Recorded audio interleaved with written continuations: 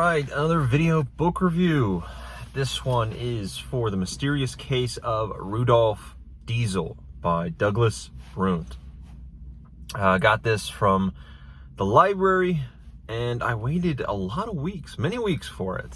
But I'm glad I did. I'm glad I had it on my to be read. It popped up in my as available like right when I finished my last book, so it was perfect timing. They always seem to become ready right at the worst time.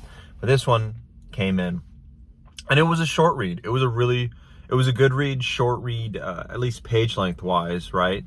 It only took a few days to read, and I'm guessing, I don't know the actual page length, but it's only a couple hundred pages maybe. And it wasn't too dry. It wasn't too, in depth about every single minute detail or minute of Rudolf Diesel's life, which always just bogs down a biography like crazy and makes you just kind of stall out, even on, or at least me, it makes me stall out on biographies of people that are even interesting to me, that I go forward really wanting to get information on. I stall out because now it's, they're 12 years old, and really I don't care about what their third grade teacher, or how old are you when you're 12? Sixth grade? Something? I don't know. How old are you whenever? I don't know. But I don't really care about what their teacher thought about them at the time. I want to get to a little bit further. That was not the case here. We hit every part of his life, but we kind of just moved right through it. And it wasn't really to the detriment of having any kind of care about the character. Like, I still cared about the person, Rudolf Diesel. I cared about him. He was interesting, but I don't think even with the longer one I would have cared more about Rudolf. He had an interesting life, a unique life, one that I haven't seen, and it's always interesting to see someone born in the industrial age and how they react to the industrial age. The beginning of the industrial age specifically. I think he was born in like the 1850s or something. Yeah, something like that, 1860s. I forget. But you definitely see a reaction to the industrial age and the changing of the world, and how his parents are affected by that, which then affects him like crazy. How German unification, which came about at this time, how that really affected Europe at the time, which he's caught right in the middle of it as a young kid, as a young boy in Paris.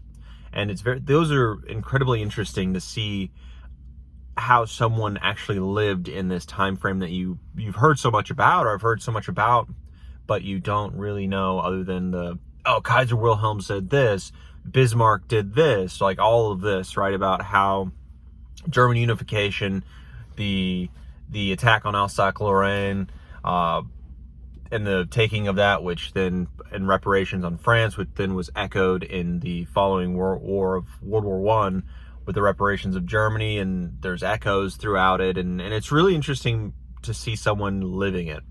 But really the big part of Diesel was the diesel engine. That was the big part about him as a person, and I didn't know it was a person. I didn't know Diesel was an actual person. You just don't think about that stuff. And it was very interesting to understand the differences between a regular engine and a diesel engine, which it didn't go in exhaustive detail.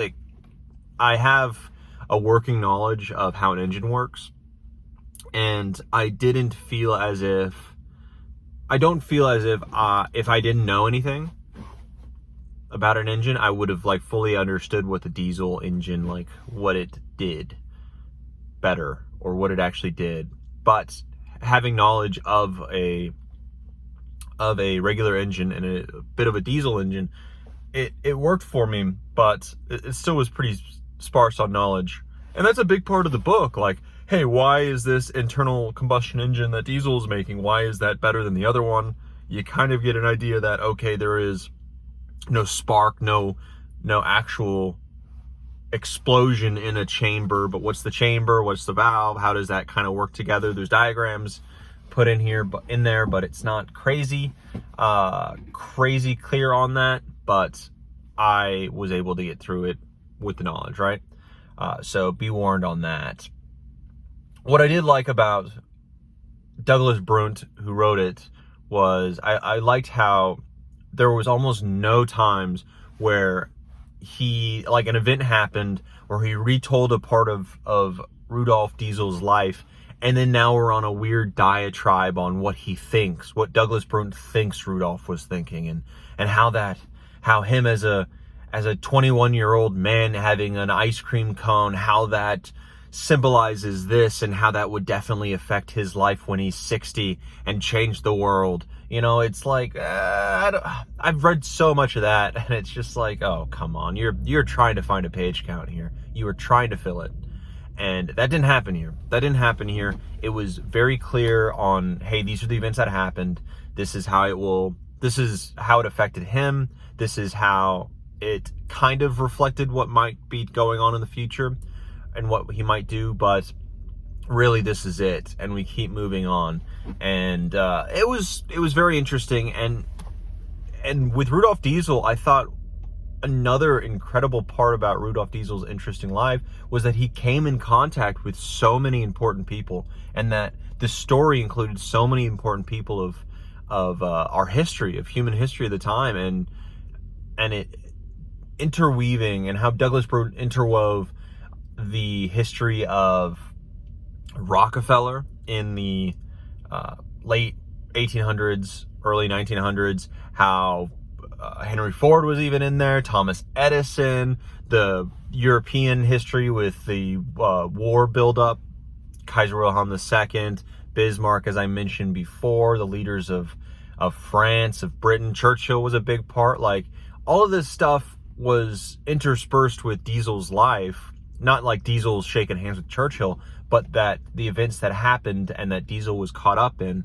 were insanely affected by both the American side of Rockefeller and the German and British side and French side with Churchill, Bismarck, more Kaiser Wilhelm, right? And how that all was shaping up. Because the diesel engine came to be and is the engine of choice for all large shipping, war, manufacturing type industry, right? So at the time, they were just figuring out in the ramp up to World War I, why the diesel engine would be better, and let's take advantage of this and shut down the foreign kind of sharing of information with the diesel engine.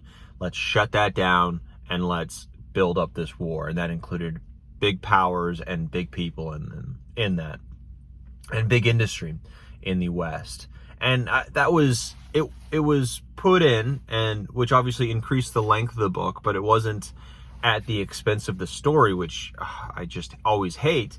So it was good. It was very interesting. It was written well. You're kind of at a bird's eye view for a lot of it, so it flows well, and a lot is covered in a shorter period of time, which is all I wanted. I didn't want an exhaustive, detailed history of either of those things. It's a great jumping off point. If you want to know more, you can go in depth on a life of Rockefeller, or the industry that it was set up there.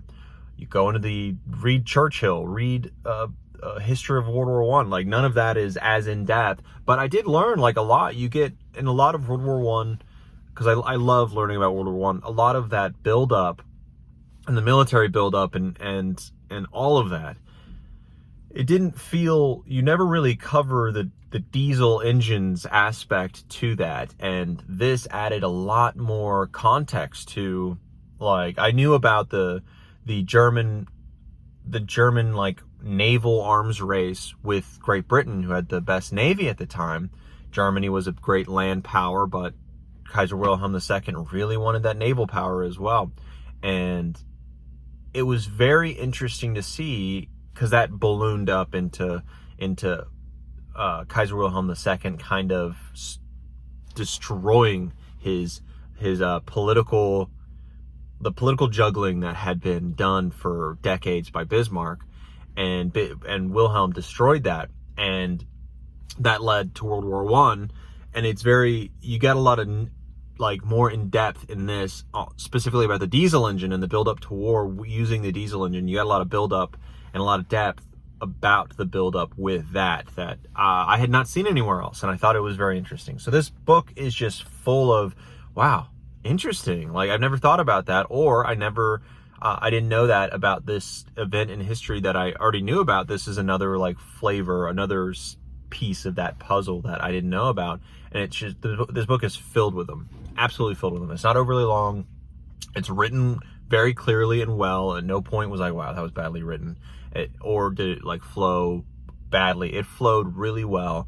I'm not wowed by the similes or metaphors or the phrases, how he turned a phrase, how any of that, right?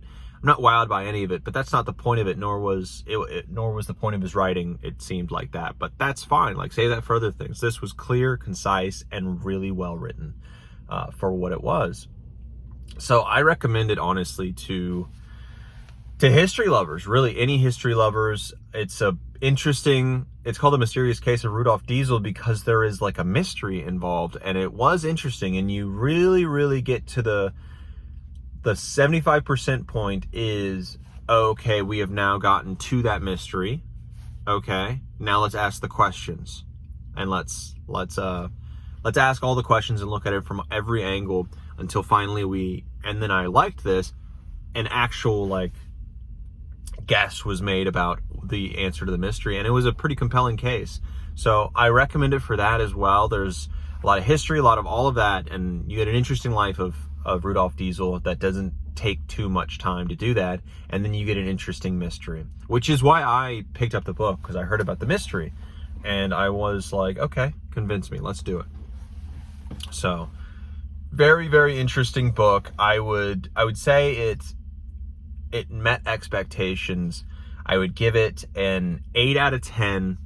Really, really solid, good, not wowed. I will recommend it to people. I will recommend it to people. I'm gonna have heartburn soon. Anywho. And 8 out of 10. Douglas Brunt, do recommend The Mysterious Case of Rudolf Diesel. Okay, on to the next book.